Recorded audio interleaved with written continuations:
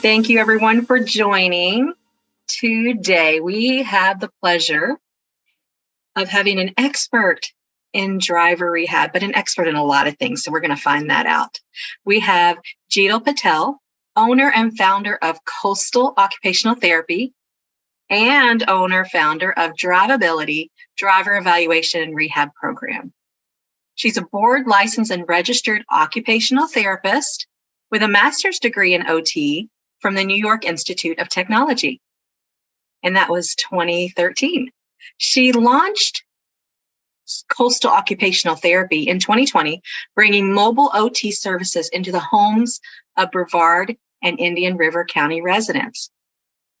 She's worked in a variety of therapy settings and brings all that experience into her passion of helping people in their homes and in their cars now. Welcome to our webinar, Jeetal.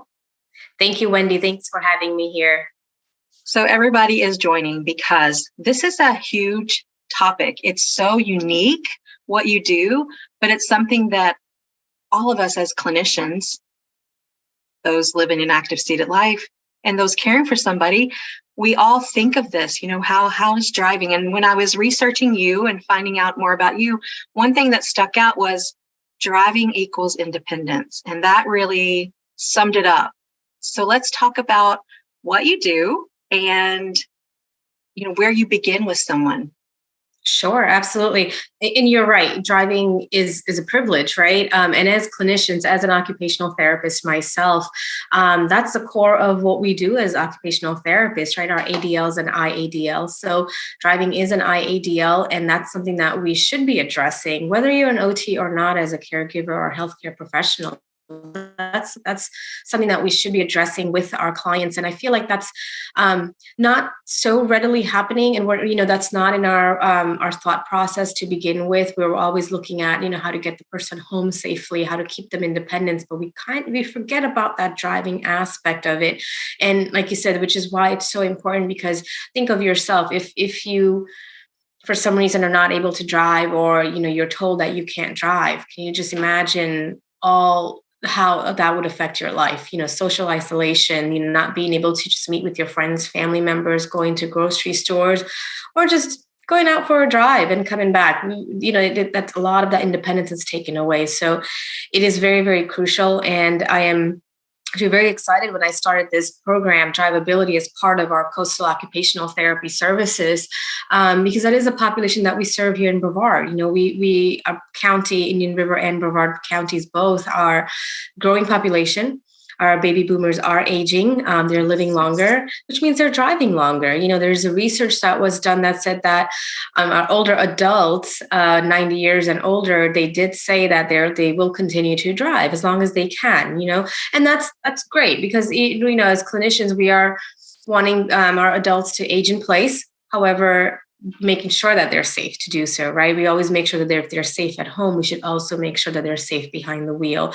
Hence this program, that's how we kind of started. We were getting, referrals or questions from doctors and even marketers, executive directors from facilities, reaching out to us and saying, well, we have all these residents moving in, or I have a patient that came in and they're still driving. How do I address this?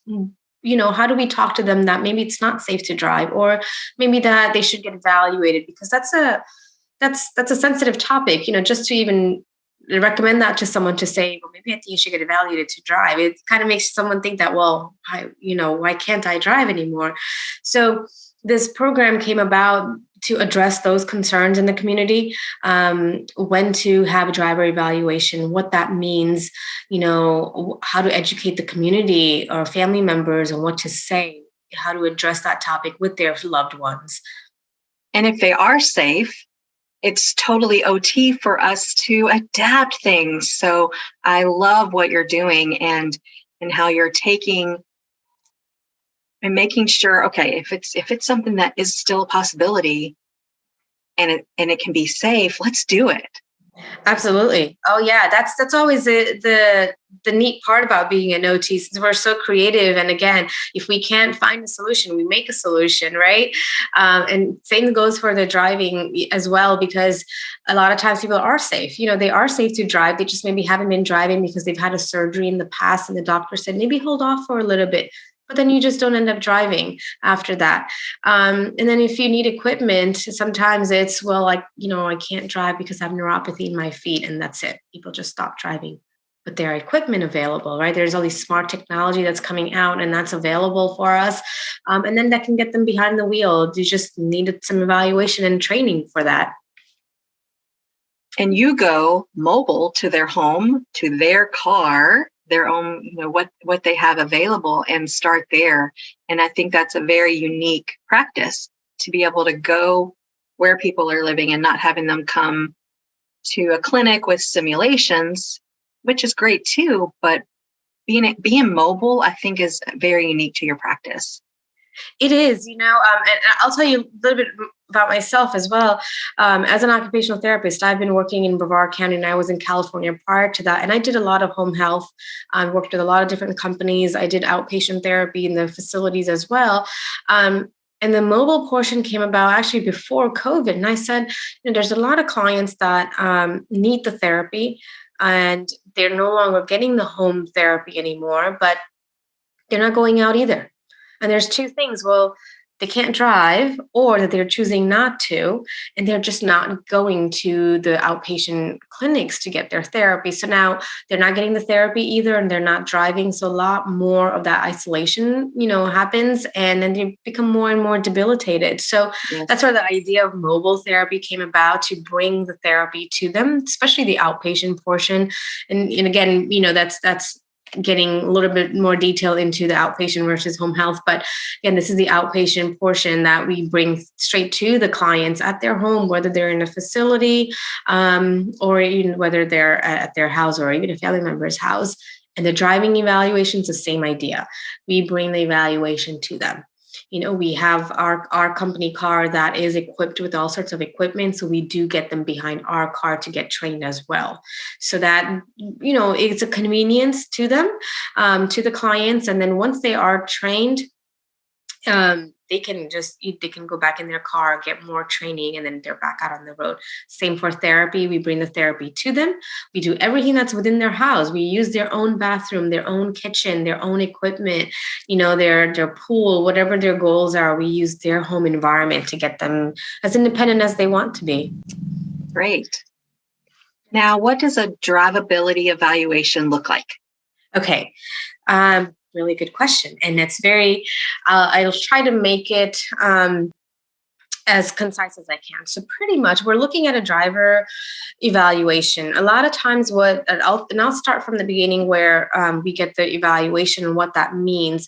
We get the evaluations from the doctor. Sometimes the clients just call us readily themselves and say, hey, I haven't been driving for X number of years, or even a few months. I had back surgery a few months ago, and I haven't been driving, and I want to get evaluated so I know if I'm safe to drive again. Sometimes it's as simple as that. Sometimes it's a little more complicated, but if someone's had a spinal cord injury, right? And now you're looking at, well, I can't use my arm or my legs. What do I do? And that's when the driver evaluation, we start off with that. No matter what level you're at, we start off with the evaluation. Now, what the evaluation is it's an in-depth, comprehensive evaluation. It's different than what a clinician OT would be doing at a facility. This evaluation sometimes takes 3 hours. On certain people, may take 4 hours to complete. And what we're looking at is kind of top to bottom. Cognition, first of all. We have a lot of standardized assessments that we will do to test cognition, and that includes problem solving, forward thinking, planning, sequencing, you name it, because all those senses are required to drive. So we start with their cognition, vision, your sensation in your arms, your legs, your strength in your extremities, your range of motion. How far are you able to move your shoulder, your legs, even your torso and your neck, right? Because if you're not able to turn all the way, you're not able to look in the mirror behind you, right? Exactly. So a lot of that, the evaluation consists of all those different senses. Again, the strength, the range of motion. We also do a lot of balance testing, and we also do a lot of reaction time. So, with the reaction timer, we have someone go back and forth between a brake and an accelerator because there's a standardized number that you should fall under. Is how long it takes you to go between brake and your accelerator. Right, that reaction time, because if your reaction time is slower, guess what? When you are out on the road, you can't hit that brake on time, and that's when you cause an accident. So the evaluation really consists of a really thorough breakdown of your body parts. You think of it that way. We start from the head down to the toes, and we check everything.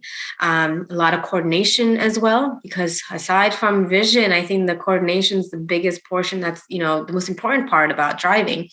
You're coordinating everything. Your turn that you're about to make, but it's a yellow light and there's a car to your left. All the coordinating of all of those different external stimuli that's happening, and to be able to make a judgment call at the end, we test all of that. So that's why the evaluation does take a long time. The neat part of the evaluation is that, yes, it does take about 3 to 4 hours, but it really gives us an in-depth idea of what's happening with this particular person. And then we use the results, the combined result of all those assessments, and we place the person, we use a traffic signal idea. So that's the spectrum of driving. So it's called a spectrum of decision indicators for driving and community mobility. Think of it as your red light, yellow light, green light. Based on your scores of all that entire assessment, we put someone into one of those 3 categories.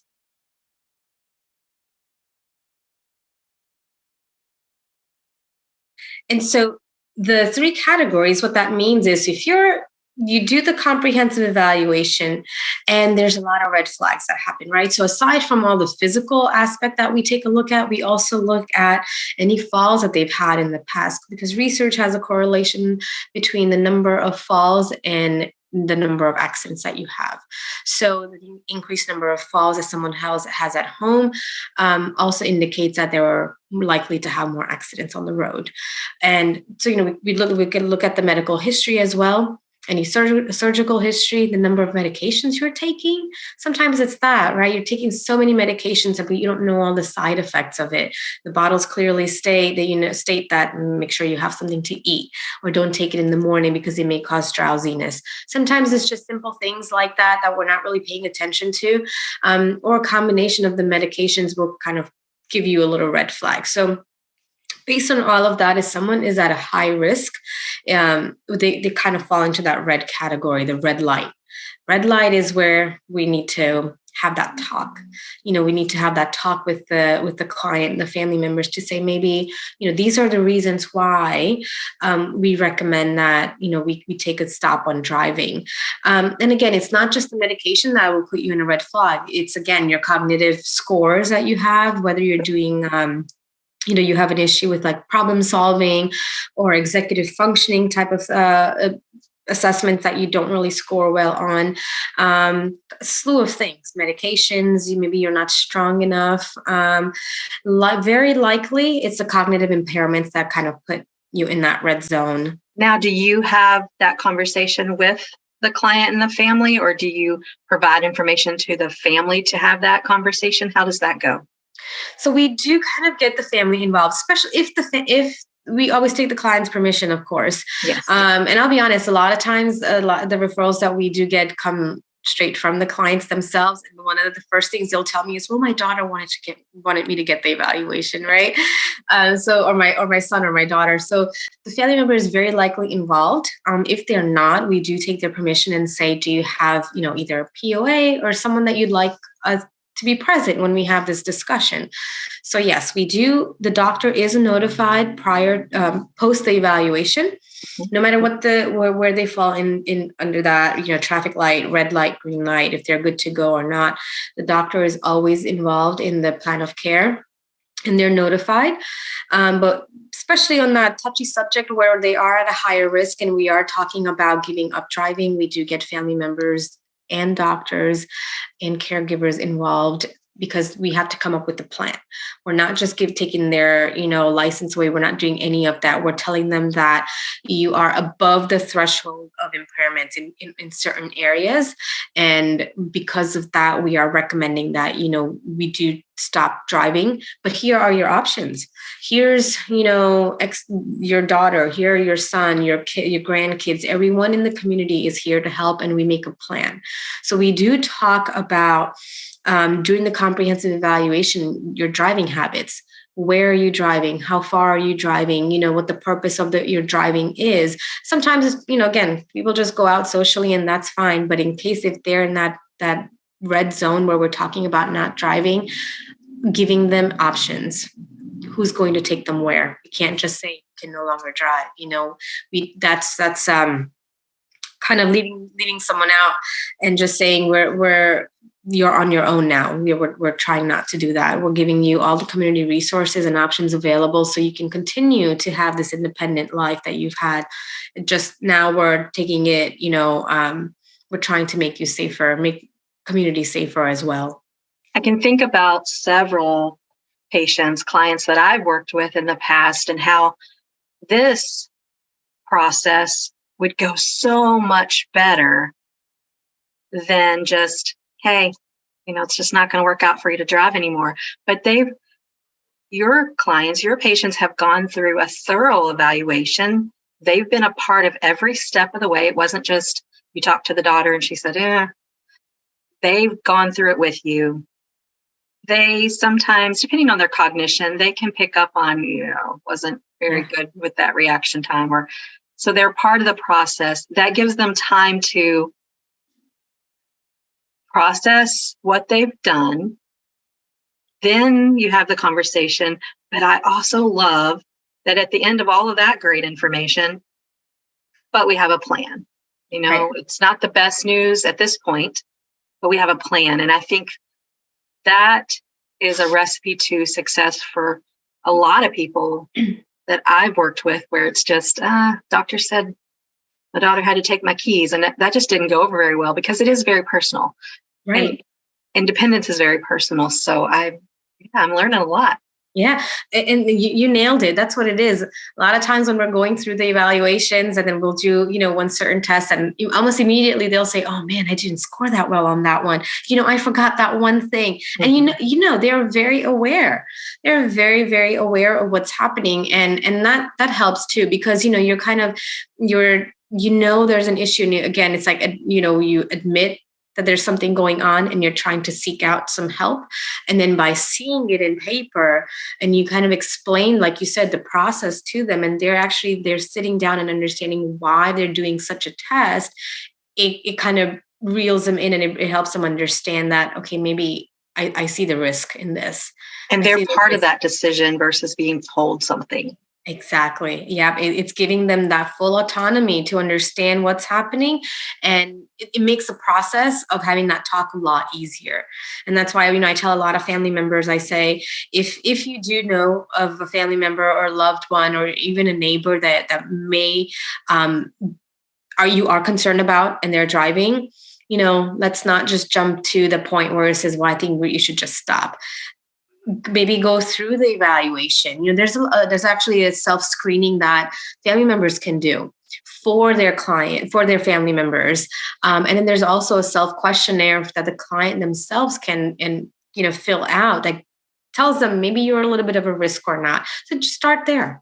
You start there and kind of you'll figure out, I got a lot of these questions wrong, or my habits seem like they're not the safest of habits. Maybe I should go talk to someone, whether it's your doctor or a therapist. And you as the clinician, having, if you're in the red, having that difficult conversation, it's different because you're basing the emotions out. You don't have the family dynamics, the emotions out of it, and you're basing it on their actions and the facts. So even that conversation that's difficult for a clinician is easier because of this process. So a lot of great things.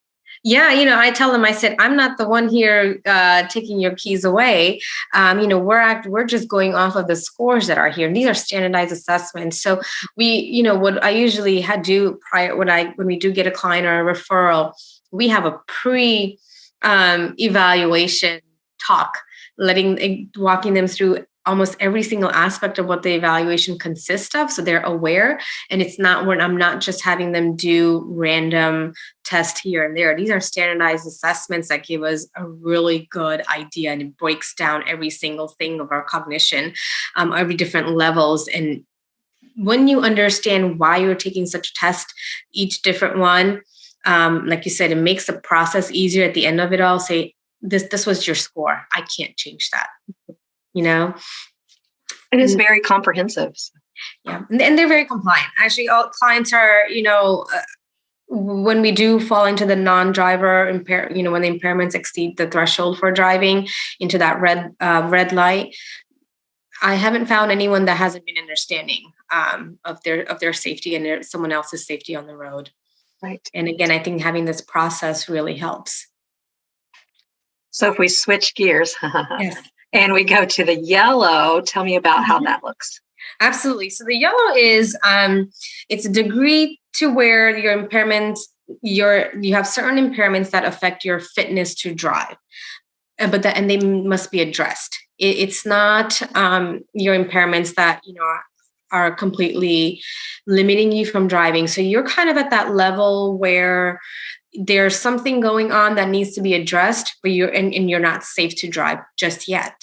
So the yellow portion is where, maybe rehab is considered. That's an option.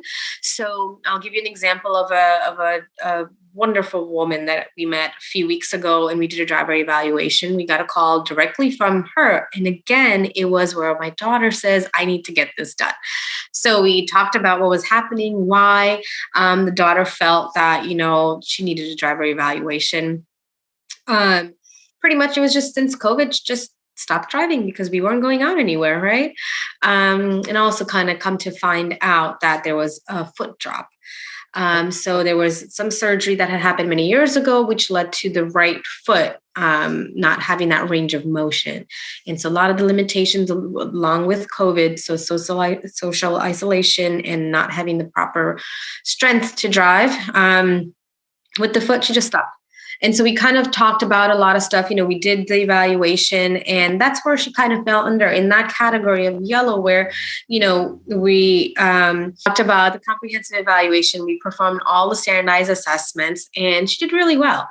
There were some questions about, the range of motion, and particularly it was shoulder and cervical spine. So your neck, your head and neck, right? The ability to turn both ways, kind of look up and down. Because what was happening was she was only able to do this, only able to go maybe about 10 or so degrees on both sides.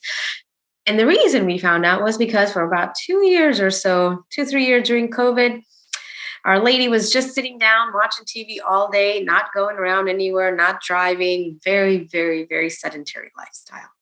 Just weakness kind of set in, a lot of muscle atrophy. We weren't moving our shoulders, barely doing any exercise or any walking at all. And that wasn't even one of the things they were calling you about. Not at all. Right. Exactly. Because that foot drop, guess what? I have a solution for. And that we would have been, in and out. However, again, that's the reason why we do the thorough evaluation, is because we find all these little other things. Had I said, you have a foot drop, great, let's get you a left-hand control and you can get out on the road. But guess what? I missed everything else that would have really put her in a lot of trouble if she did start driving.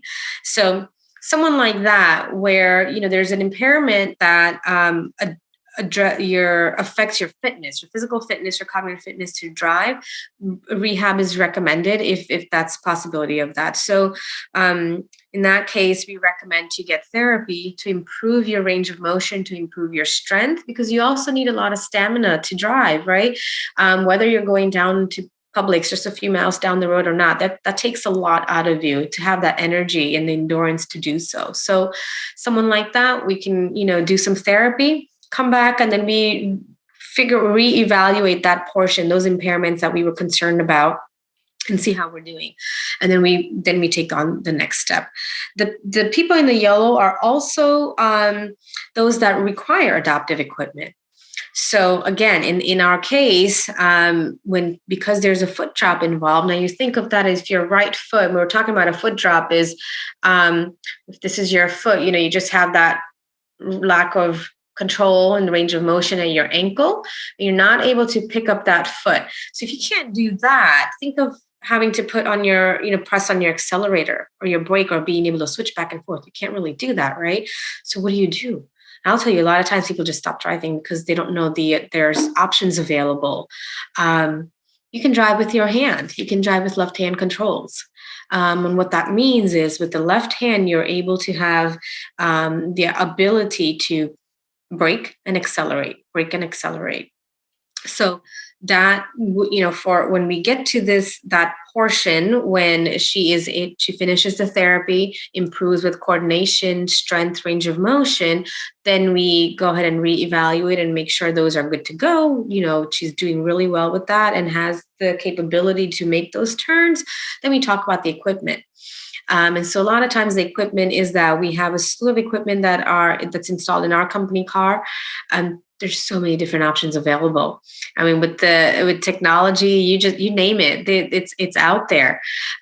So you can drive with your left hand. And again, there's lots of different toggles that we'll talk about, that you can put on the left-hand control, the joystick, and be able to push to brake, pull to accelerate, and be able to do that. So our dear Miss Jane, we'll call her, that's the point where that's the goal for her, to be able to drive with the left-hand control. And she hasn't made this huge expense on things to try. She gets to try them in your car, already set up to see what'll work before making that purchase. That's a good point too. Right. And that's the process. Absolutely.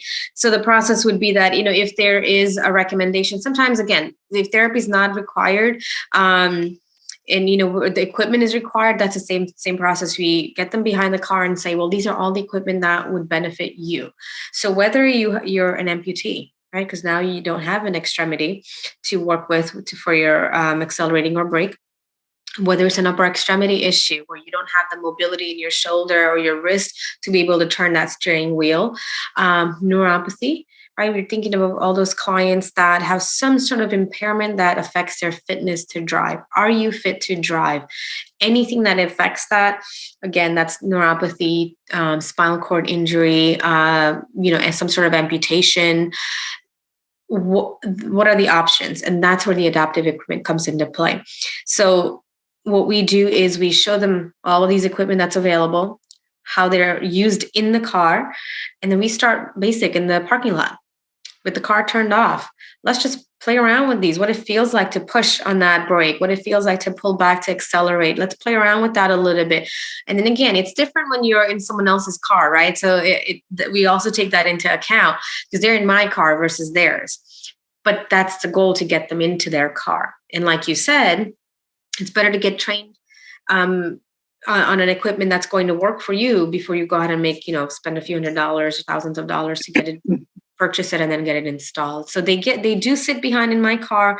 I do have them do the training in the parking lot. Then we start locally. And going back to the evaluation, when we do talk about their driving habits, this is where that comes into play, where now I know that their driving habits, every Wednesday they go to Publix and, they have a doctor's appointment here. I make a route for them. And that's the route that we take to practice and see how they do on that. And if that particular equipment doesn't work, we trial a different one on. And through trial and error, and I can almost guarantee, based on an evaluation, I can tell which equipment that they'll do better with. But again, it's to their preference because everything is customizable. So we get them trained on that. And then once they kind of figure out what they like, we do an OT script for that equipment for a particular vendor, get it ordered. And before it's installed, we kind of get the team involved, right? We get the client, the family members, myself, the installers, the vendors. We kind of talk about it. Like, is this, and before we make modifications to your car, is this the right equipment? So it's a team effort. And then once it's all good to go, we get it installed in their car. And that doesn't mean that they're good to go, because I still get in there. I will say, let's see you drive now. What does it feel like to have that equipment in their car? So we make sure that up until the end, the very last moment, that they are absolutely safe on the road, and they're safety for themselves and safety for others. Learning something new, no matter what age we're at, it takes a little trial and error. So great. Yeah, and it's actually a lot easier than we think. It just seems very alien to be able to think like, oh, I can drive with my left hand. It's a lot easier. A lot of times it just takes about 2 to 3 hours. A lot of our clients will have 3 sessions, 2 to 3 sessions, and they're off. They're safe to. They feel confident. They're able to control their movement. They're for the acceleration and driving, and they're out on the road. Would this be a good place to show a little video clip?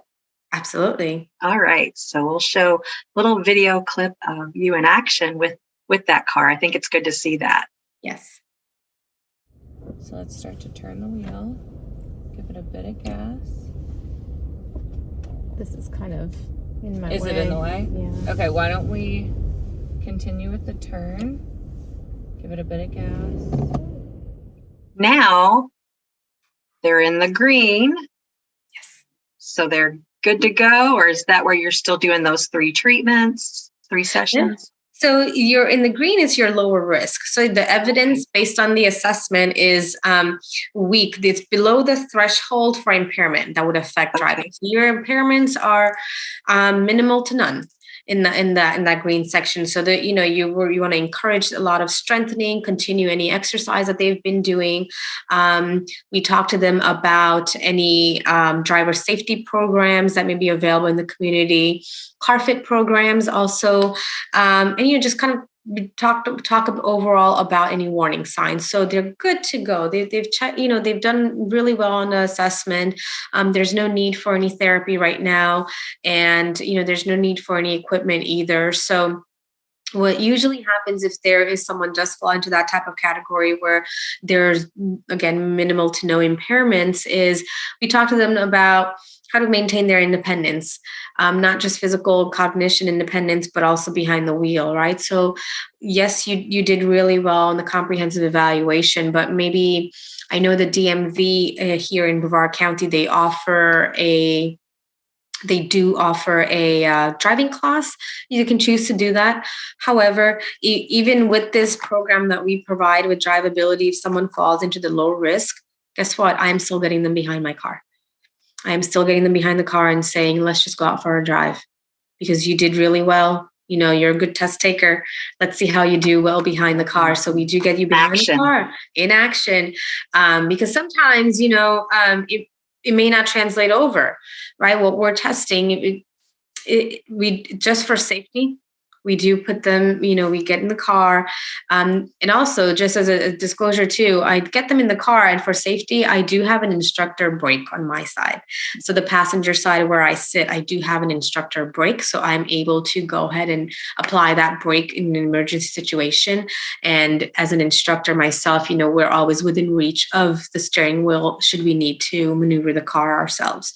But again, so yeah, the green light, we want to talk to them about continuing their exercises they're doing. If not, we give them an exercise pamphlet to continue to keep up with their strength and their endurance. Always recommend, if there is a car fit program, to go ahead and people to participate in that car fit program. We do have one coming up in Brevard County. That's where it just fitness to drive. You take your car, and then there's a lot of volunteers. There's also an OT involved in that process. You drive through. The volunteers kind of look at how you're sitting in the car, and they check how you're sitting, how far you are from the steering wheel, how your mirrors are positioned, and just kind of giving you little tips of making sure the car is situated safe for you and that you are safe in the car too, So it's not an evaluation, it's not a thorough evaluation, but it's car fit. Is the car fit for you, or are you fit for the car? Nice. So to kind of participate in that program and, just make some adjustments as needed. So if you're fit to drive and you're at low risk, we just do a session. If applicable, we do a session in the car, get them to drive at their local routes, normal routes that they do, go to, Publix or doctor's appointments. Again, the report, all of that does get sent to the doctor and the family members if they're involved, especially the doctor. And then we have just a call with them and let the doctor know, hey, we did an evaluation and everything kind of checks out. So we've talked a lot about the clients and what that experience looks like. If I'm a clinician viewing in and I'm like, we don't have this in my area and I don't live anywhere near your clients, don't worry, but I live in another state way far away, what would you recommend for a clinician wanting to get started? Absolutely. So now there's two things. If you have clients and you're looking for them to maybe participate in this program, a program like this, where you do the driver evaluation behind the wheel training, I would recommend first to go to the ADED website. It's ADED, and we'll put the link up for you guys, or you can share that as well. On that website, you can search by state, a driver rehab specialist. So what you want to look for is their credentials of CDRS, where they're certified driving rehab specialist, and a DRP, driving rehab professional. You can search for either one within your location and find one that's active and in practicing, and you can go ahead and call for a referral over there.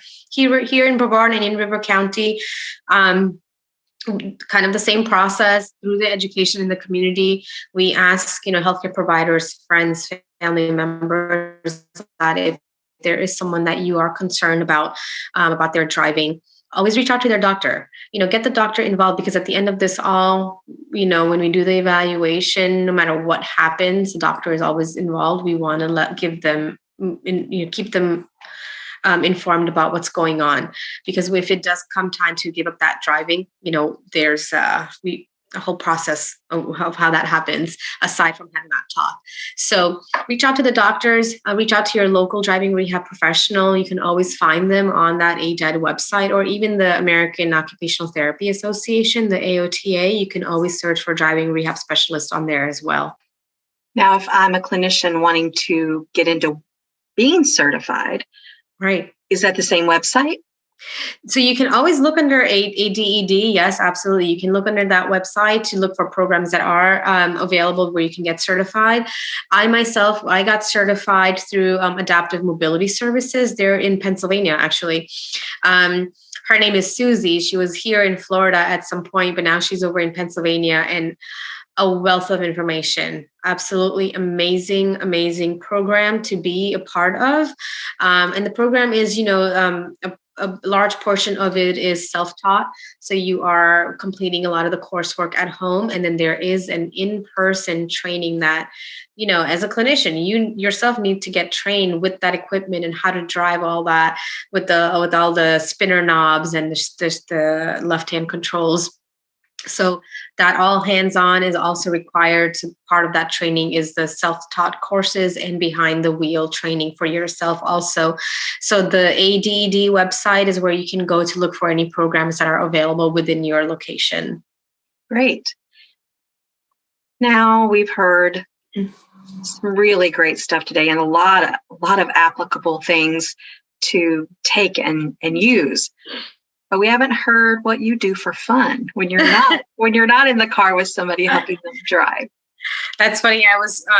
I love spending time with my family. My family's visiting right now from New Jersey, actually. We get along really well, which is sometimes rare, but we love hanging out together. I like traveling a lot too. So my sister and I, we do travel quite a bit. We do have a few trips planned, the next few months. So I like doing that. Riding my bike, going out for a run whenever I can. But again, with work, kind of, sometimes you don't have that work-life balance as much as I always preach to other people, but love traveling and love spending time with my family. Do you have a favorite place you've traveled so far? I have. There's quite a few places, but I will always tell people, I said, I love two places that I've gone to. Bali, I spent a month there. Wow. And actually I spent a month volunteering with OT at that time. I was in finance. prior to becoming an occupational therapist. And I worked in, New York for 5 years. Then I got into occupational therapy afterwards, but I actually went to India and Bali to volunteer. And that's kind of where I got my love for OT. And then also Tasmania. Tasmania was absolutely amazing. I think it's just quiet little place, up in the hills and mountains and hiking, which is also one of my favorite hobbies is hiking. So those two are my favorite places. Great. Anything else you want to share with our viewers before we close up? I just want to let everyone know that always think of, independence, whether that's in independence for your loved ones, whether that's in their ability to get dressed, get in and out of their bed, being able to walk, their balance, but also consider their driving. As clinicians, sometimes when we do the evaluations, I know myself, I go do my OT evaluation. We're trying to just figure out what's happening. Driving is one subject that we really don't touch upon, and until it becomes really late, right? Until it's too late for that. So let's start addressing the driving, because first thing I would ask is, well, how did you get to my clinic? How did you get here? Yeah. Or are you driving? Let's start there and then go start with the process. So I myself have trained, to ask that question. And then once you ask that question, you'll see all the red flags, if there's any, but you start kind of figuring out what's happening. Oh, well, I drove here, but I don't drive in the evening, or I forgot my glasses, but I was okay. I only drove a little bit, like for a few miles. So that's where you start picking up on all those little red flags that you should be concerned about.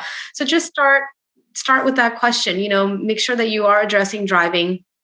And then kind of figuring out, a solution for them if that is a concern, whether they're appropriate for a driving evaluation, or whether they're appropriate to just, have maybe a doctor's visit and get their vision checked or their hearing checked. But let's give them an option and a solution that there is a resource for them to be able to drive if they can.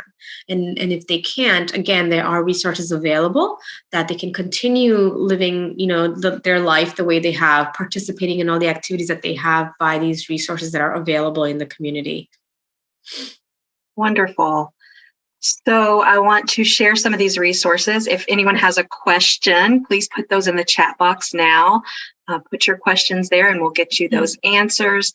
And I'll pull up a slide with some of the resources that you've shared today. This has been great information, and we appreciate your time so much. Thank you, Wendy. Thanks so much. Thank you, everyone. And again, if you have any questions, please reach out to either of us. Thanks, Wendy.